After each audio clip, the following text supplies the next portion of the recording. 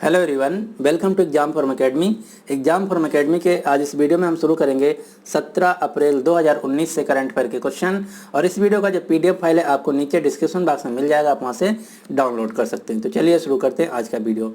आज का पहला क्वेश्चन है, हाल ही में बिहू महोत्सव किस राज्य में मनाया गया? तो जो बिहू महोत्सव है ये मनाया जाता है असम राज्य में, यानी कि इस क्वेश्चन का जो सही आंसर है वो है ए असम। लेकिन आपको ध्यान देना है, बिहू के नाम से असम राज्य में एक डांस भी होता है और ये दोनों क्वेश्चन पूछे जाते हैं। बिहू नृत्य और बिहू महोत्सव ये दोनों मनाए जाते हैं असम राज्य में। तो आपको याद रखना है, बिहू के नाम से महोत्सव भी होता है, फेस्टिवल भी होता है और बिहू के नाम से एक डांस भी है। अब मैं आपको बताता हूं कुछ इंपॉर्टेंट फेस्टिवल यानी कि महोत्सव जो कि अक्सर एग्जाम में पूछे जाते हैं विभिन्न राज्यों के।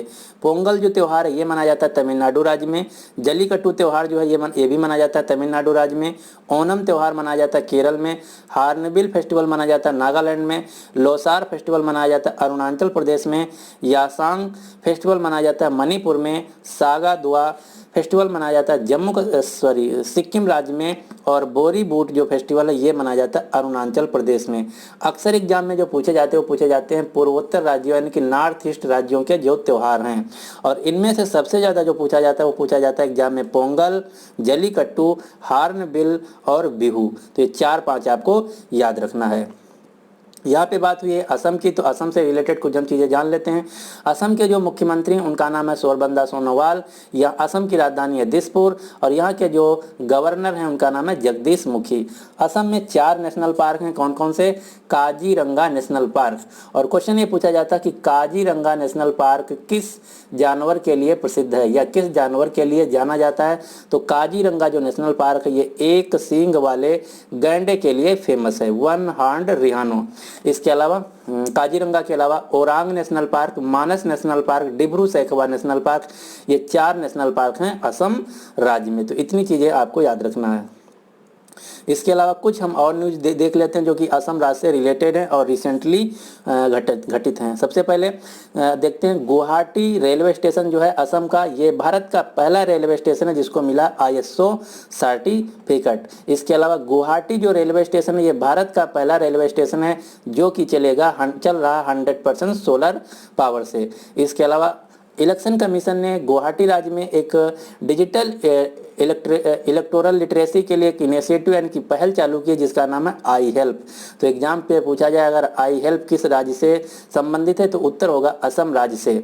इसके अलावा सबसे जो महत्वपूर्ण न्यूज है वो ये है कि असम राज्य ने एक योजना चलाई है जिसका नाम है प्रणाम स्कीम। प्रणाम स्कीम के तहत क्या होगा, अगर असम राज्य का कोई भी सरकारी कर्मचारी है वो अपने बूढ़े माता पिता को फाइनेंशियल या इकोनॉमिकल किसी प्रकार से तंग करता है तो असम सरकार उसके वेतन से प्रति माह कुछ % काट लेगी। तो ये है प्रणाम स्कीम और ये ऐसी स्कीम लागू करने वाला भारत का पहला राज्य है असम।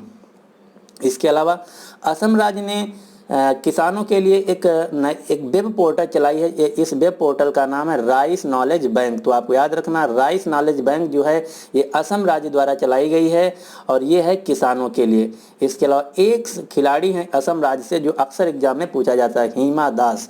क्वेश्चन ये पूछा जाता है कि हिमा दास किस खेल से संबंधित हैं?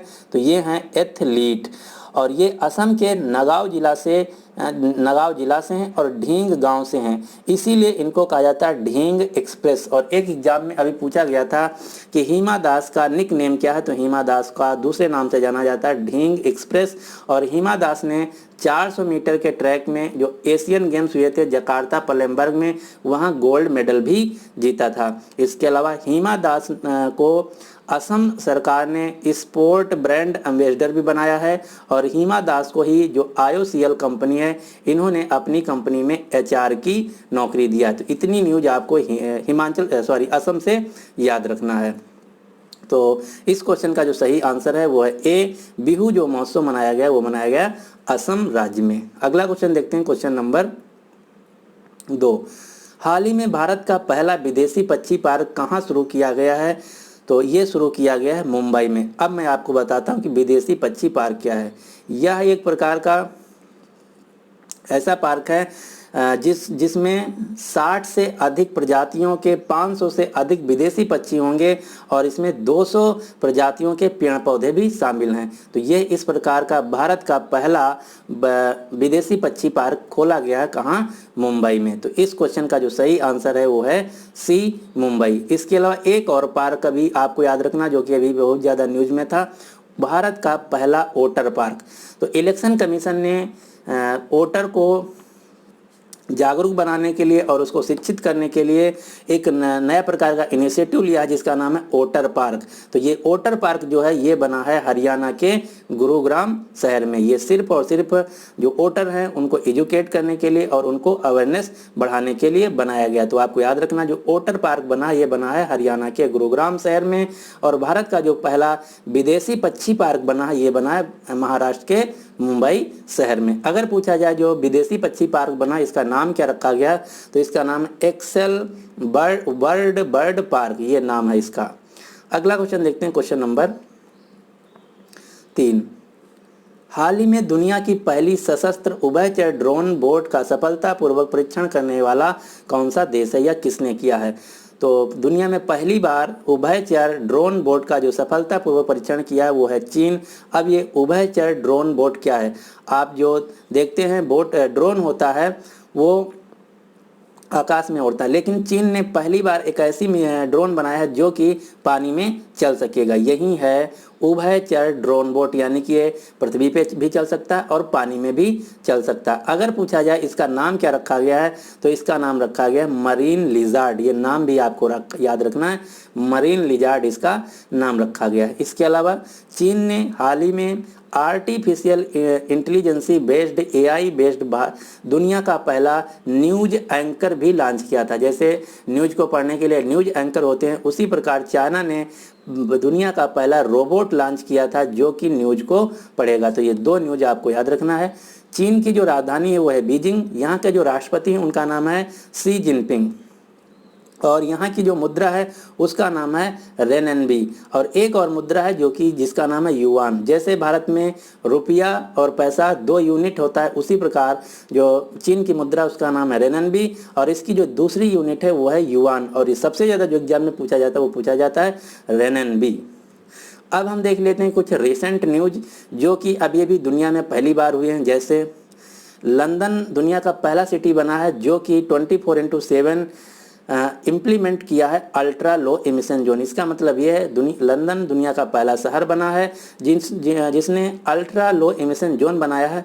अगर इस एमिशन जोन के थ्रू कोई व्हीकल ले जाता है तो अगर वहाँ के जो एमिशन स्टैंडर्ड हैं, कानून है, उनको नहीं फॉलो करता तो उसको चार्ज देना होगा।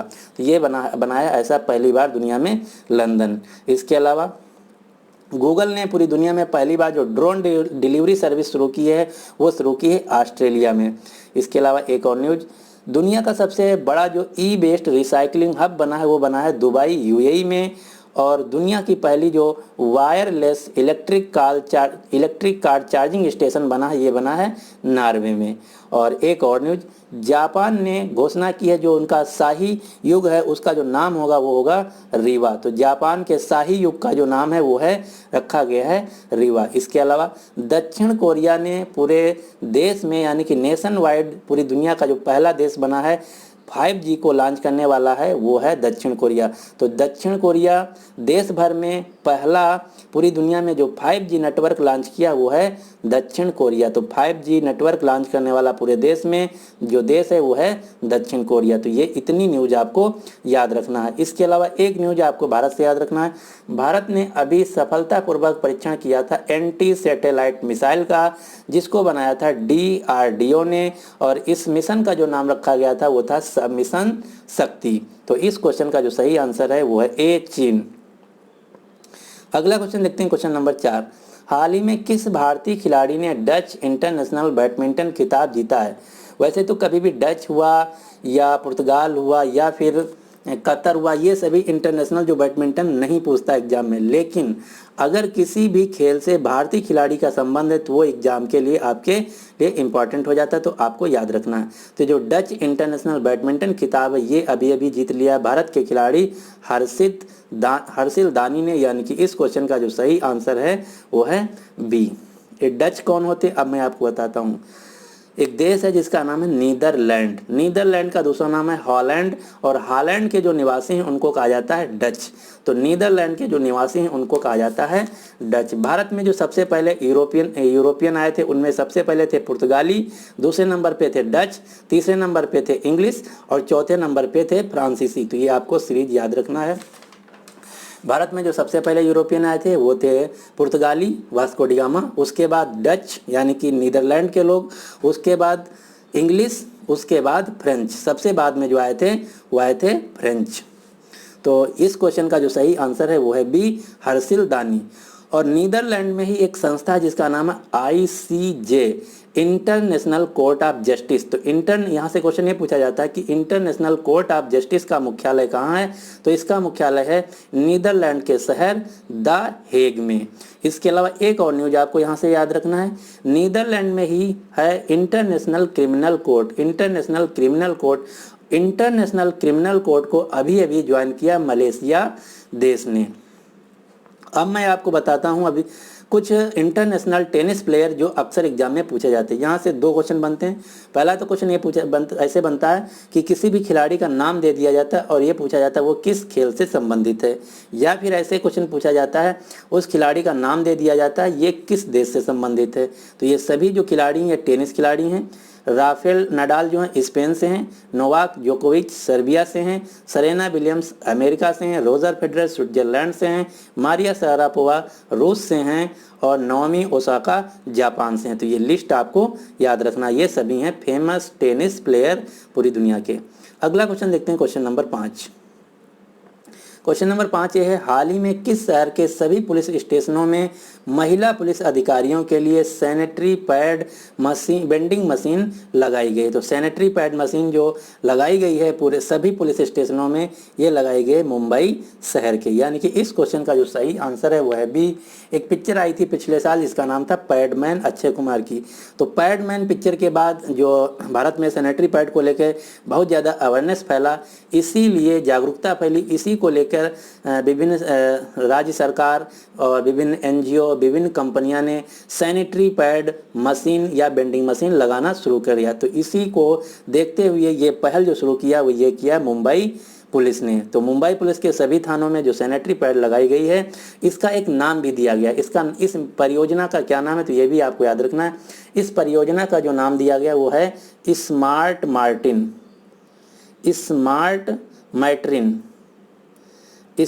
मैट्रिन योजना के तहत मुंबई पुलिस के सभी थानों में सैनिटरी बेंडिंग पैड मशीन लगाई गई। एक क्वेश्चन मैं आपको मैं बताता हूँ, जब ये मूवी आई थी पैडमैन, तो उसी समय भारत में एक रेलवे स्टेशन है भोपाल में। तो भोपाल में मध्य प्रदेश सरकार ने पहली बार सैनिटरी पैड जो बेंडिंग मशीन है वो लगाई थी, जिसका नाम था हैप्पी नारी। और ये क्वेश्चन पूछा गया था रेलवे ALP के एग्जाम में कि भारत का पहला रेलवे स्टेशन जहाँ पे सैनिटरी पैड मशीन लगाई गई है, तो उत्तर होगा मध्य प्रदेश का भोपाल। अगर उस सैनिटरी पैड मशीन का नाम पूछा जाए तो उत्तर होगा हैप्पी नारी। इसके अलावा विभिन्न राज्यों ने भी सैनिटरी पैड मुफ्त में देने के लिए योजनाएं चलाई। जैसे महाराष्ट्र सरकार ने जो योजना चलाई है फ्री में सैनिटरी पैड देने के लिए स्कूल के गर्ल्स को, तो उसका नाम है अस्मिता योजना। तो आपको याद रखना, अस्मिता योजना जो है ये चलाई गई महाराष्ट्र सरकार द्वारा। इसके अलावा जो उड़ीसा सरकार है, उड़ीसा सरकार ने स्कूली छात्राओं को जो सैनिटरी पैड मुफ्त में देने के लिए योजना चलाई, उसका नाम है खुशी स्कीम। इसके अलावा गवर्नमेंट ऑफ इंडिया ने एक सस्ते दामों पे सैनिटरी पैड बेचने के लिए जो योजना चलाई है उसका नाम है सुविधा। तो ये 4-5 स्कीमें आपको याद रखना है। स्मार्ट मैट्रिन के तहत मुंबई पुलिस के सभी पुलिस थानों में सैनिटरी पैड मशीन लगाई गई है। और भारत का भोपाल जो रेलवे स्टेशन है पहला स्टेशन है जहां पे सैनिटरी पैड बेंडिंग मशीन लगाई गई, जिसका नाम था हैप्पी नारी। और महाराष्ट्र सरकार ने जो स्कीम चलाई है उसका नाम है अस्मिता योजना। उड़ीसा सरकार द्वारा जो योजना चलाई गई उसका नाम है खुशी स्कीम। और गवर्नमेंट ऑफ इंडिया द्वारा जो स्कीम चलाई गई उसका नाम है सुविधा। इसके अलावा एक और स्कीम याद रखना है, अभी अभी तमिलनाडु का एक NGO है, तो उस NGO ने जो योजना चलाई है उसका नाम है परियोजना कन्नम। तो परियोजना कन्नम के तहत भी मुफ्त में sanitary pad machine sanitary pad बांटे जाएंगे। तो इस क्वेश्चन का जो सही आंसर है वो है बी। अगला क्वेश्चन देखते हैं, क्वेश्चन नंबर 6। हाल ही में यूनेस्को के गुइलेर्मो कानो प्रेस स्वतंत्रता पुरस्कार 2019 में किसे चुना गया? तो ये जो गुइलेर्मो कानो प्रेस स्वतंत्रता पुरस्कार ये दिया जाता है यूनेस्को संस्था द्वारा। ये दिया गया 2 लोगों को, वा लोन को और क्वासोय ऊ को। और ये दोनों जो व्यक्ति हैं ये हैं म्यांमार देश के। इन्होंने क्या किया था तो दिया गया। तो म्यांमार में जो रखीने राज्य, आप सभी लोग जानते हो कि रखीने राज्य में मुसलमान लोगों का कत्ले आम हो रहा, तो उसी को उजागर करने के लिए इन्होंने कुछ फैक्ट बनाए थे, इकट्ठा किए थे, वीडियो बनाए थे। तो इसी के लिए इनको म्यांमार सरकार ने 7 साल की सज़ा दे दी थी। और ये हैं म्यांमार के पत्रकार। तो इसीलिए इनको इस साल का जो यूनेस्को गुइलेर्मो कानो प्रेस स्वतंत्रता पुरस्कार है ये दिया गया 2 लोगों को, यानी कि इस क्वेश्चन का जो सही आंसर है वो है सी। अगर क्वेश्चन पूछा जाए कि गुइलेर्मो कानो प्रेस स्वतंत्रता पुरस्कार किसके द्वारा दिया जाता है, तो ये दिया जाता है यूनेस्को द्वारा। और ये जो गुइलेर्मो कानो पुरस्कार ये दिया जाता है गुइलेर्मो कानो इसाजा, एक व्यक्ति थे जिनको गोली मार दी गई थी इन्हीं के ऑफिस के सामने, इसीलिए इनको याद करने के लिए इनके नाम पे पुरस्कार दिया जाता है। और ये जो व्यक्ति हैं ये हैं म्यांमार देश के, जिनको दिया गया है इस साल का ये पुरस्कार। तो इस क्वेश्चन का जो सही आंसर है वो है सी, उपर्युक्त दोनों। अगला क्वेश्चन देखते हैं, क्वेश्चन नंबर 7। हाल ही में बस टिकटिंग प्लेटफॉर्म रेड बस ने अपना ब्रांड एम्बेसडर किसे बनाया? तो आप जानते हैं, शायद जानते होंगे, जो रेड बस है ये ऑनलाइन बस टिकटिंग वेबसाइट है, यानी कि यहाँ पे ऑनलाइन आप बस का टिकट बुक कर सकते हैं। तो इन्होंने अभी अभी अपना ब्रांड एम्बेसडर बनाया क्रिकेटर MS धोनी को, यानी कि इस क्वेश्चन का जो सही आंसर है वो है बी। इसके अलावा अब मैं बताता हूं जो कि अभी अभी रिसेंट में किसी भी कंपनी या संस्था के ब्रांड एम्बेसडर बने हैं। एक स्पोर्ट प्लेटफॉर्म है, ऑनलाइन स्पोर्ट प्लेटफॉर्म, जिसका नाम फैंटेसी 11। तो फैंटेसी 11 ने अपना ब्रांड एम्बेसडर बनाया क्रिकेटर मुरली कार्तिक को। और नवरत्न जो तेल है कंपनी, इन्होंने अपना ब्रांड एम्बेसडर बनाया और वरुण धवन को। और यूनाइटेड नेशन डेवलपमेंट प्रोग्राम यानी कि UNDP ने अपना गुडविल एम्बेसडर बनाया है पद्मा लक्ष्मी को। और इलेक्शन कमीशन ने अपना गुडविल एम्बेसडर बनाया भारत की पहली ट्रांसजेंडर महिला गौरी सामंत को, जो कि मुंबई से हैं। और फोन पे कंपनी ने अपना ब्रांड एम्बेसडर बनाया अभी अभी आमिर खान को। तो ये इतने हैं ब्रांड एम्बेसडर जो कि रिसेंट में बने हैं। एक और 2 और मैं आपको बताता हूँ। MC मैरी कॉम को बनाया है पूमा कंपनी ने अपना ब्रांड एम्बेसडर। तो इस क्वेश्चन का जो सही आंसर है वो है बी, MS धोनी को रेड बस ने अपना ब्रांड एम्बेसडर बनाया है। अगला क्वेश्चन देखते हैं, क्वेश्चन नंबर 8। हाल ही में 850 वर्ष पुराने कैथेड्रल नोटे ड्रेम में आग लग गई, ये किस देश में स्थित है? तो जो नोटे ड्रेम चर्च है ये फ्रांस की राजधानी पेरिस में स्थित था और इसमें भयावह आग लग गई है, जिसके कारण ये पूरा जो चर्च है तहस नहस हो गया है। तो इस क्वेश्चन का जो सही आंसर है कैथेड्रल नोटे ड्रेम जो है ये फ्रांस में स्थित है। अगला क्वेश्चन देखते हैं, क्वेश्चन नंबर 9। हाल ही में जारी नवीनतम ATP रैंकिंग में किस भारतीय खिलाड़ी के करियर की सबसे अच्छी रैंक आई है, जो कि है 80। ATP का फुल फॉर्म होता है एसोसिएशन ऑफ टेनिस प्रोफेशनल, यानी कि टेनिस के जो खिलाड़ी होते हैं उनके ग्रुप को कहा जाता है ATP, association of tennis professional. तो इनका नाम है प्रजनेश गुणेश्वरन। प्रजनेश गुणेश्वरन की इनके करियर की जो सबसे अच्छी रैंक आई है वो आई है अभी अभी 80। इससे पहले अगर मेरा कोई वीडियो देखे होंगे तो मैं उसमें बताया था 84, ये थे पहले की रैंक। और 15 अप्रैल को जो नई रैंकिंग आई है तो उसमें जो इनकी नई रैंकिंग आई है वो है 80। और भारत से एकमात्र खिलाड़ी हैं प्रजनेश गुणेश्वरन जिनकी रैंक आई है 100 के अंतर्गत, 100 के अंडर कितनी, 80। तो ये आपके लिए क्वेश्चन आपको बहुत ही इंपॉर्टेंट है, आपको याद रखना है कि प्रजनेश गुणेश्वरन की पूरी दुनिया में टेनिस में जो रैंक आई है वो आई है 80। ये तो बात हो गई इंडिया की। अगर बात की जाए पूरे दुनिया में टेनिस में नंबर 1 कौन खिलाड़ी रहे, तो पूरी दुनिया में नंबर 1 जो खिलाड़ी रहे पुरुषों में वो रहे नोवाक जोकोविच जो कि सर्बिया देश के हैं। महिलाओं में अगर बात की जाए तो इनका नाम है नाओमी ओसाका जो कि जापान देश की हैं। ये हैं नंबर 1 पुरुषों में, ये हैं महिलाओं में। ये 2 नाम और आपको याद रखना है। इसके अलावा 2-3 मैं रैंकें और बताता हूँ जो कि आपको याद रखना। अभी फीफा में इंडिया की जो रैंक आई वो है 101।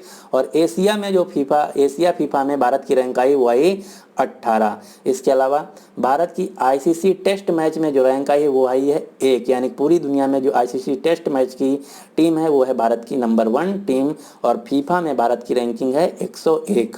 तो इतने क्वेश्चन आपको याद रखना है। अगला क्वेश्चन देखते हैं, क्वेश्चन नंबर 10 और इस वीडियो का लास्ट क्वेश्चन। क्वेश्चन ये है कि हाल ही में एस.के. कुमार का निधन हो गया, ये कौन थे? तो एस.के. कुमार जी जो थे ये थे स्पेस साइंटिस्ट यानी कि अंतरिक्ष वैज्ञानिक, यानी कि इस क्वेश्चन का जो सही आंसर है वो है ए। ये जो एस.के. कुमार हैं ये जो हमारा इंडियन स्पेस रिसर्च ऑर्गेनाइजेशन का सैटेलाइट सेंटर है इसके पूर्व डायरेक्टर थे।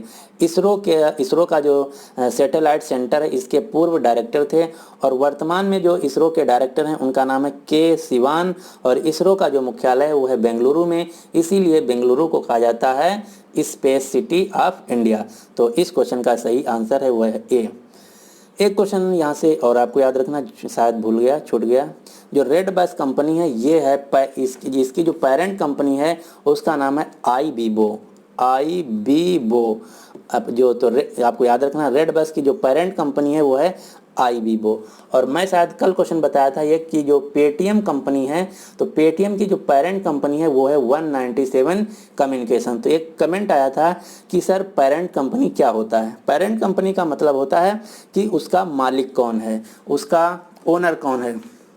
जैसे रेड बस जो कंपनी है इसको किसी दूसरे ने बनाया था, लेकिन जो आईबीबो कंपनी है इन्होंने खरीद लिया रेड बस को, तो अब जो आईबीबो है वो मालिक हो गया रेड बस का। तो अब क्वेश्चन जो बनेगा वो बनेगा ये कि जो रेड बस की पेरेंट कंपनी है वो है आईबीबो। सिर्फ 3 ही क्वेश्चन पूछे जाते हैं पेरेंट कंपनी से। पहला क्वेश्चन ये कि गूगल की पेरेंट कंपनी कौन है? तो उत्तर होगा अल्फ़ाबेट, ALPH, अल्फ़ाबेट इंक जो कंपनी है ये है गूगल की पेरेंट कंपनी, यानी कि अल्फ़ाबेट जो कंपनी है ये मालिक है गूगल कंपनी की। दूसरा क्वेश्चन ये पूछा जाता है कि पेटीएम कंपनी की पेरेंट कंपनी कौन है? तो पेटीएम कंपनी की जो पेरेंट कंपनी उसका नाम है 197 कम्युनिकेशन। और एक क्वेश्चन और, फ्लिपकार्ट की जो पेरेंट कंपनी उसका नाम है वॉलमार्ट कंपनी। तो फ्लिपकार्ट का मालिक यानी कि ओनरशिप जो है वो है वॉलमार्ट कंपनी के पास। तो ये आपको याद रखना है। मेनली बस मतलब ये होता है कि जो पेरेंट कंपनी का मतलब होता है उस कंपनी का मालिक कौन है या ओनर कौन है। तो इस वीडियो को आज यहीं पे हम समाप्त करते हैं। अब आपके लिए क्वेश्चन ये है कि हाल ही में आर्टिफिशियल इंटेलिजेंस यानी कि AI पर आधारित जो शिखर सम्मेलन होने जा रहा है पूरी दुनिया का सबसे बड़ा, वो किस देश में होगा? तो इस क्वेश्चन का जो सही आंसर आपको नीचे कमेंट बॉक्स में देना होगा। तो उम्मीद करते हैं आपको आज भी कुछ नया सीखने को मिला होगा। अगर आपको नया सीखने को मिला तो प्लीज़ इस वीडियो को लाइक कर दीजिए और अपने सभी दोस्तों के साथ शेयर कर दीजिए। मैं ये देख रहा हूँ कि मैं जितना मेहनत कर रहा हूँ उतना मेरे को आउटपुट नहीं मिल पा रहा, तो प्लीज़ मेरा आप सहयोग कीजिए। आप अपने सभी दोस्तों को मेरे चैनल के बारे में बताइए जिससे ज़्यादा से ज़्यादा लोग इस चैनल को विजिट करें। So finally thanks for watching and good luck for your exam.